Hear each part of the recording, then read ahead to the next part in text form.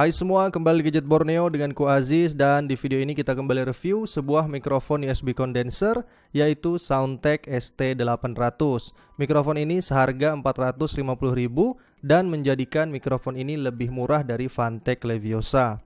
Nah, jika teman-teman mencari mikrofon USB condenser dengan suara seperti yang teman-teman dengarkan sekarang, mungkin teman-teman akan cocok dengan mikrofon ini. Tapi teman-teman perlu menonton video ini sampai selesai, karena di video ini aku akan tunjukin kelebihan dan kekurangan dari Soundtek ST800 dan juga akan kita bandingkan performanya dengan Phanteks Leviosa. Oke, tanpa lama-lama lagi kita mulai aja reviewnya, guys.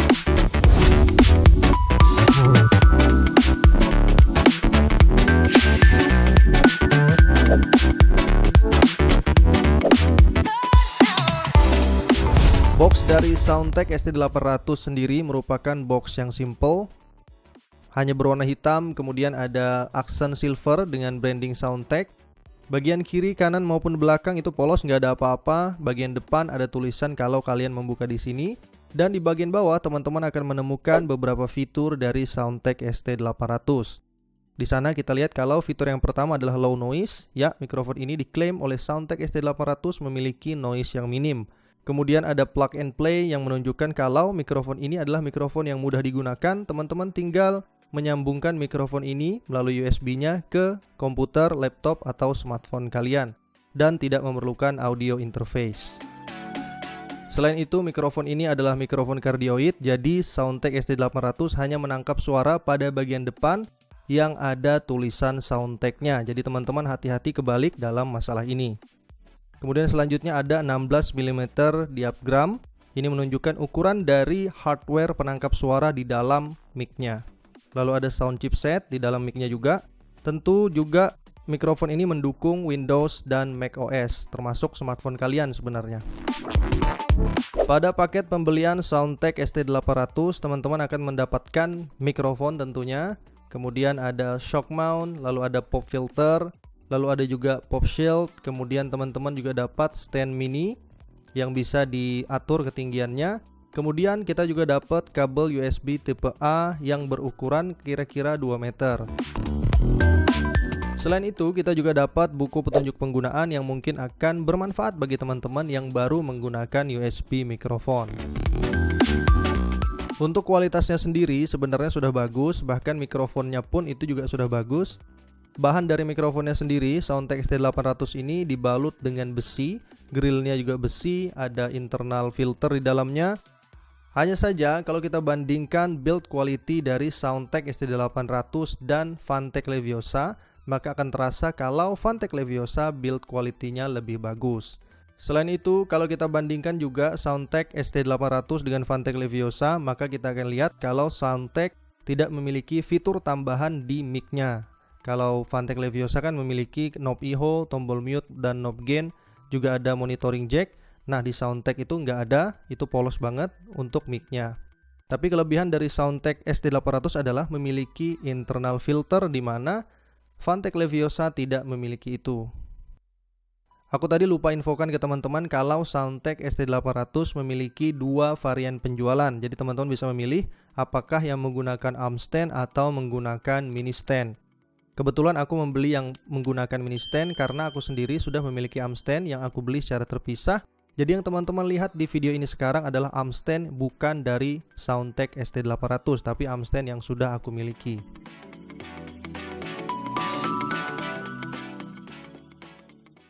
Inilah contoh hasil rekam suara dari Soundtek ST800 yang aku rekam menggunakan Audacity. Aku tidak menggunakan editing apapun di softwarenya. Jadi teman-teman bisa dengarkan langsung. Inilah contoh suara dari Soundtek ST800.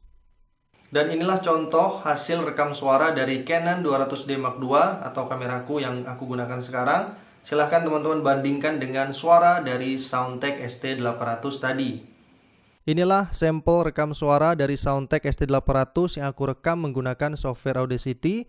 Aku nggak menggunakan editing apapun pada softwarenya, dan teman-teman bisa mendengarkan langsung. Inilah hasil suara dari Soundtek ST800. Gimana menurut teman-teman? Silahkan komentar di bawah. Ini contoh sampel rekam suara dari Phanteks Leviosa. Karena Phanteks Leviosa memiliki knob gain di mic-nya, jadi di mic-nya sendiri aku atur 80% dan di software-nya juga 80%. Jadi inilah hasil suaranya dengan jarak aku bicara sekitar 3 jari. Oke, kembali lagi, inilah contoh hasil suara dari Soundtek SD800 dengan posisi 3 jari dari mic-nya. Inilah contoh hasil suara dari Soundtek SD800 kira-kira 30 cm dari mic-nya. Ini adalah contoh hasil rekam suara menggunakan Phanteks Leviosa dengan jarak 30 cm kira-kira. Jadi gimana menurut teman-teman untuk hasil suaranya? Silahkan komentar di bawah. Oke, kembali lagi, ini dia contoh hasil suara menggunakan Phanteks Leviosa dengan gain 80%, IHO 0%, dan aku tidak menggunakan editing apapun pada softwarenya. Teman-teman bisa bandingkan dengan Soundtek SD800 dan silahkan komentar di bawah. Jujur, mic ini menarik karena harga promonya di 500 ribuan. Harga ini juga yang menjadi alasanku untuk membeli mic ini. Aku juga nggak tahu kapan harganya kembali normal karena sampai video ini dibuat harganya masih promo, teman-teman. Bagi teman-teman yang mencari USB mikrofon dengan suara seperti yang kalian dengarkan sekarang, maka kalian perlu menonton video sampai selesai untuk menentukan apakah Leviosa cocok dengan kalian. Oke, itu tadi sampel suara dari Soundtek SD800 dan juga sudah kita bandingkan dengan suara dari kamera maupun suara dari Phanteks Leviosa. Gimana menurut teman-teman? Silahkan komentar di bawah.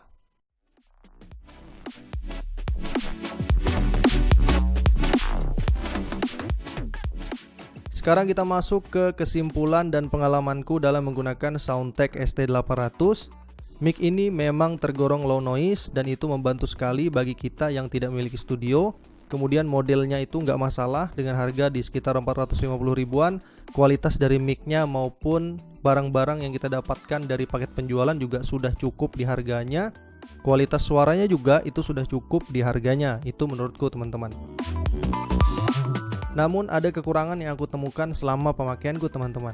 Jadi apabila kita menggunakan laptop dan laptopnya sambil dicas, maka Soundtek SD800 akan memiliki digital noise yang cukup mengganggu, dengungan yang cukup mengganggu. Jadi bagi teman-teman yang menggunakan laptop dan ingin merekam menggunakan Soundtek SD800, usahakan laptopnya tidak dicas. Aku nggak tahu apakah itu terjadi hanya di Soundtek SD800 punyaku ini atau terjadi juga pada punya teman-teman. Silahkan komentar di bawah. Like jika suka, dislike jika nggak suka, tambahkan komentar jika ada yang ingin teman-teman tanyakan atau ada yang ingin kalian tanggapi. Subscribe untuk membantu pengembangan channel ini agar lebih baik ke depan. Terima kasih sudah menonton video sampai selesai. Semoga bermanfaat dan see you next time, guys.